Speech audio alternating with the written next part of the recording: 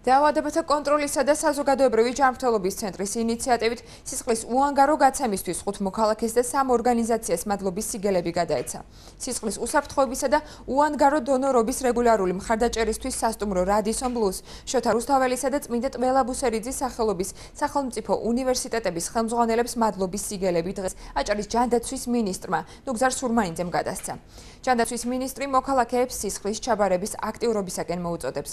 როგორც სისხლის ბანკის დირექტორი ბეჟა ბერიძე განმარტავს, გასულ წლებთან შედარებით სისხლის ჩაბარების კულტურა გაზრდილია. მოუწოდებ ყველას, ვისაც შეუძლია რომ უანგაროდ მისცეს სისხლი, ეს ამას დიდ საქმეს გააკეთებს მომავალი თაობის ჯანმრთელობისათვის და საერთოდ რომ ეს ტრადიცია ძალიან კარგი ტრადიციაა.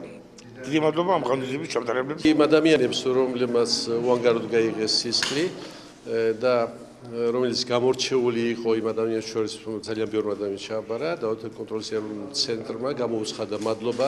მე ამ ადამიანებს გადავეცი მადლობის ბარათებით და გადავუხადე მადლობა იმისათვის რომ დონორობა მით უმეტეს უანგარო დონორობა ძალიან საჭირო ადამიანებისთვის. რამდენიმე წლის უკან იყო დრო, როდესაც სისხლის სამსახური მთლიანად ფუნქციონირებდა მხოლოდ ნათესავი დონორის ხარზე.